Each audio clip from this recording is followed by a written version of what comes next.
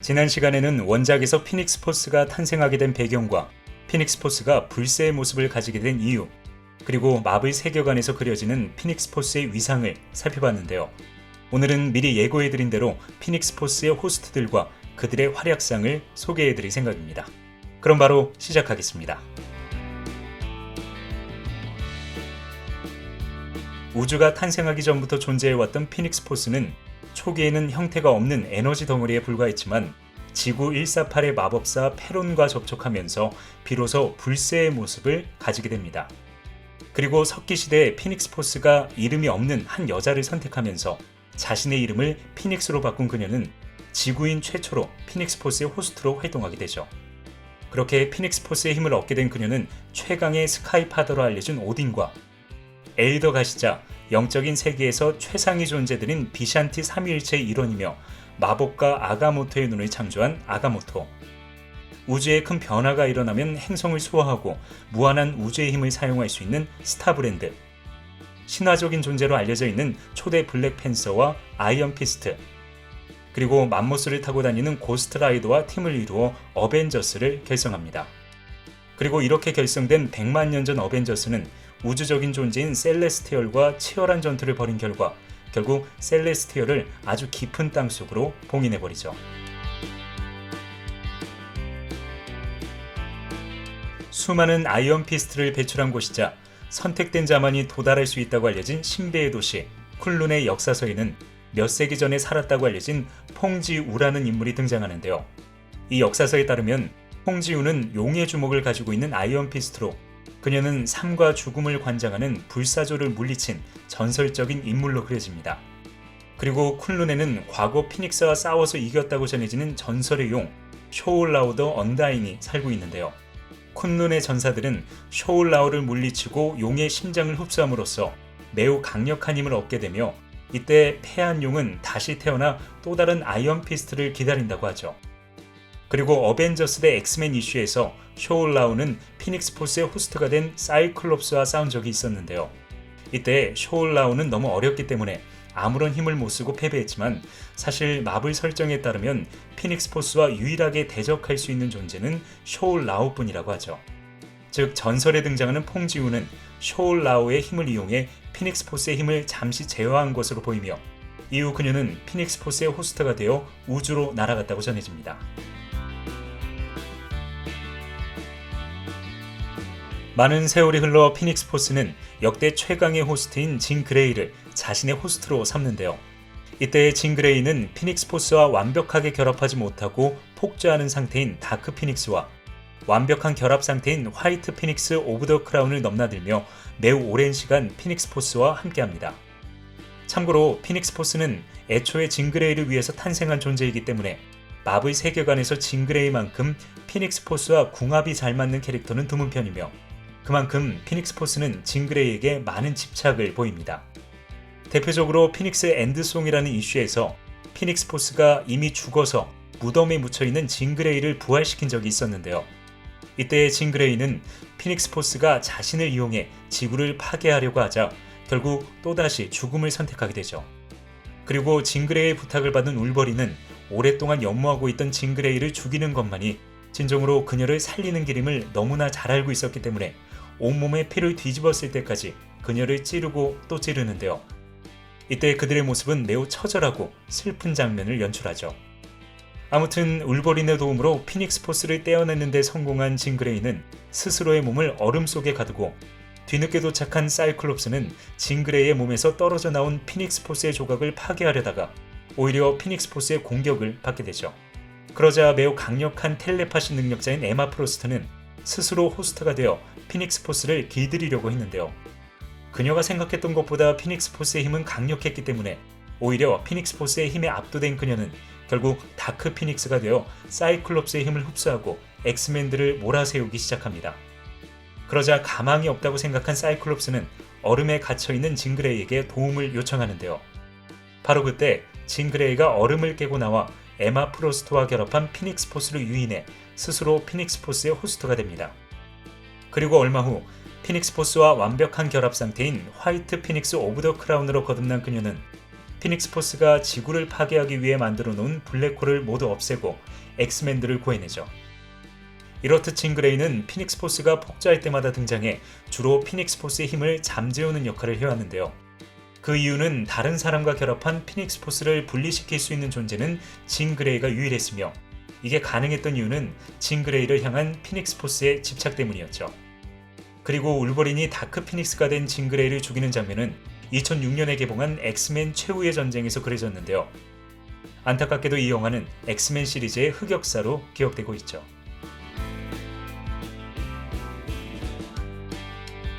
엑스맨 다크 피닉스 사가에서 진 그레이는 다크 피닉스가 되어 수많은 학살을 저지르다가 결국 스스로 자결을 했는데요. 참고로 이 스토리는 지난 시간에 자세히 풀어두었으니 궁금하신 분들은 지난 영상을 참고해 주시기 바랍니다.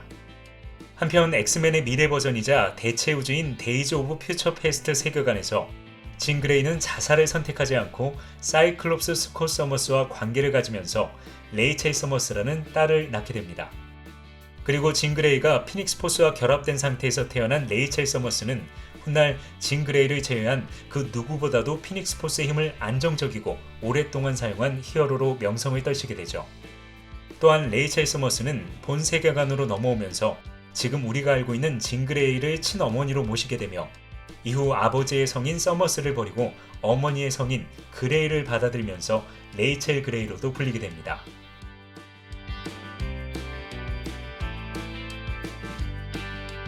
하우스 오브 M 이슈에서 스칼렛 위치가 등장하는데요. 그녀가 외친 뮤턴트는 이제 그만이라는 말 하나 때문에 전 세계 90%의 뮤턴트들이 능력을 잃고 일반인이 되거나 죽어버리는 충격적인 사건이 발생합니다.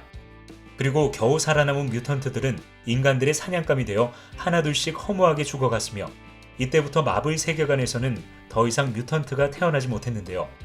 바로 그때 유일하게 초능력을 가지고 태어난 호프 서머스가 등장하면서 엑스맨은 드디어 새로운 희망을 품게 되죠. 그리고 이렇게 탄생한 호프 서머스는 뮤턴트 근처에만 있어도 뮤턴트의 능력을 그대로 모방할 수 있었으며, 다시 태어난 뮤턴트였기 때문에 머지않아 엑스맨들의 메시아로 급부상하게 됩니다.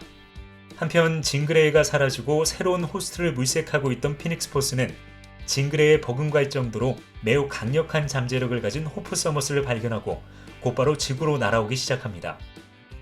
그리고 피닉스 포스로부터 지구를 지키려는 어벤져스와 호프 서머스를 지키려는 엑스맨이 충돌하면서 그 유명한 어벤져스 대 엑스맨 이슈가 본격적으로 시작되죠. 그리고 어벤져스와 엑스맨이 싸우는 중에 그곳을 탈출한 호프 서머스는 피닉스 포스를 맞이하기 위해 달에 도착하는데요. 바로 그때 어벤져스와 엑스맨이 또다시 들이닥치면서 치열한 전투가 벌어집니다. 하지만 그럼에도 불구하고 호프 서머스가 피닉스 포스의 힘을 받아들이려고 하자 아이언맨은 미리 준비해둔 피닉스 버스터로 피닉스 포스를 공격하는데요. 충격적이게도 피닉스 포스는 5개의 조각으로 갈라져 사이클롭스와 네이머, 에마 프로스트, 콜로서스, 매직을 자신의 호스트로 만들면서 피닉스 5가 탄생하게 되죠. 그리고 이렇게 탄생한 피닉스 5는 피닉스 포스의 의지를 이어받아 각자 흩어져서 지구를 파괴하기 시작하는데요.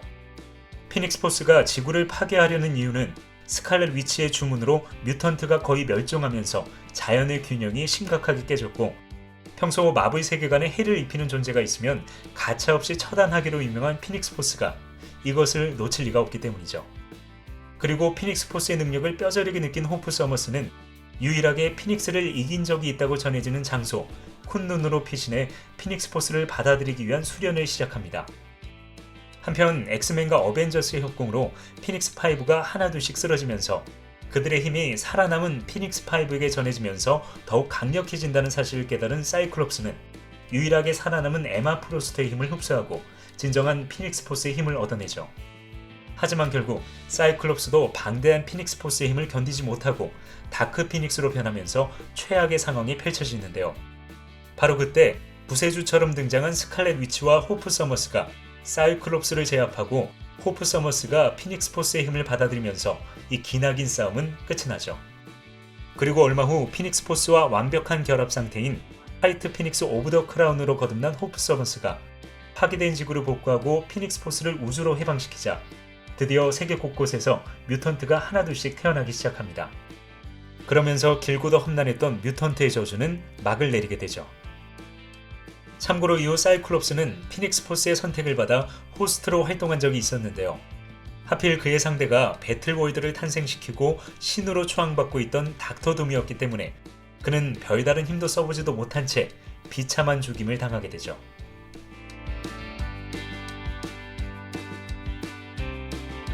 (2010년에) 출간된 어메이징 스파이더맨 앤드 울버린 만화책은 마블 유니버스의 이야기를 담고 있는 텔레비전 프로그램, 이 프로그램의 애청자들이 모여있는 모조 월드의 지배자인 모조가 인기가 많은 프로그램을 만들기 위해 스파이더맨과 울버린을 다양한 시간대로 보낸다는 내용을 담고 있는데요.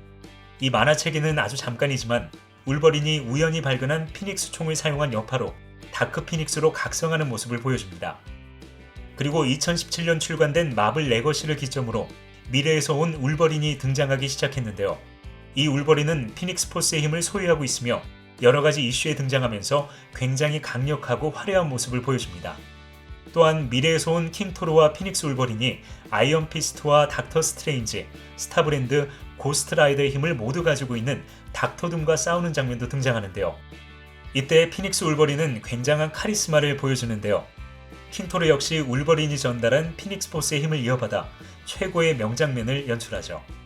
그리고 이 밖에도 타노스의 아들 테인이 피닉스 포스의 힘을 이용해 타노스의 왕자를 차지한다거나, 시아 제국의 신들이 세상을 파괴하기 위해 불러들인 피닉스 포스와 전투를 하던 마이티 토르가 묘인리에 숨겨져 있던 마더 스톰을 불러들이면서 피닉스 포스의 또 다른 약점을 찾아내거나, 이 틈을 이용해 새로운 호스트가 되는 키드 오메가, 그리고 역시 징그레이를 찾아 헤매는 피닉스 포스의 모습들을 그려내고 있습니다.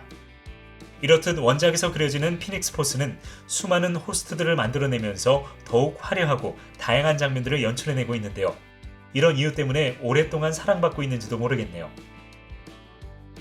지금까지 히파라치였습니다. 재미있게 보셨다면 좋아요, 구독 부탁드립니다.